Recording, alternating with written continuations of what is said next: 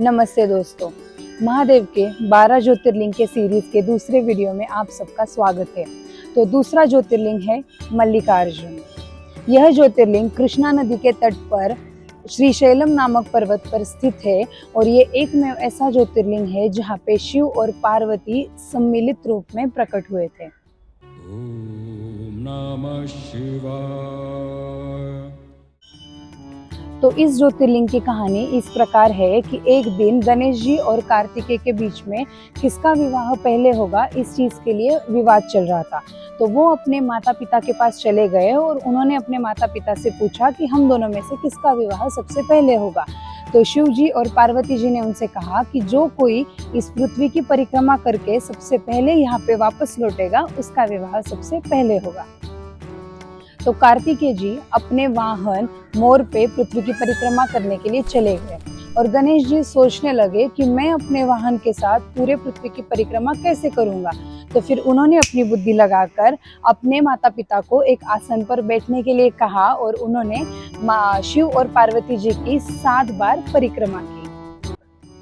तो इस वजह से शिव जी और पार्वती जी गणेश जी से प्रसन्न हुए और उन्होंने गणेश जी का विवाह कर दिया।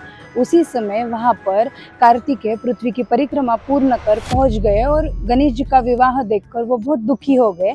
तो वो वहां से अपने माता पिता के चरण स्पर्श कर क्रौंच पर्वत पर जाकर रहने लगे।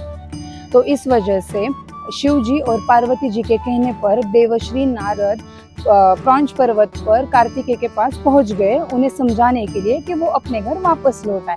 लेकिन कार्तिकेय जी ने नारद जी को मना कर दिया कि वो नहीं जाएंगे। तो अपने पुत्र की व्यथा में व्याकुल पार्वती को देखकर शिव जी ने तय किया कि वो क्रौंच पर्वत पर अपने पुत्र से मिलने के लिए चले जाएंगे। तो कार्तिकेय जी को अपने माता पिता के आगमन की खबर हुई और वो वहां से और भी दूर चले गए। उनके जाने के बाद महादेव वहां पर ज्योति के रूप में प्रकट हुए और उनके साथ माता पार्वती भी थी। माता पार्वती यानी कि मल्लिका और शिव यानी कि अर्जुन। तो वो स्थान मल्लिका अर्जुन नाम से प्रसिद्ध है। तो उस स्थान की मान्यता ये भी है कि वहां पर माता सती के शरीर पे कुछ अवशेष गिरे थे। इसकी वजह से वो स्थान शक्तिपीठों में से भी एक माना जाता है। हर हर महादेव, ओम नमः शिवाय।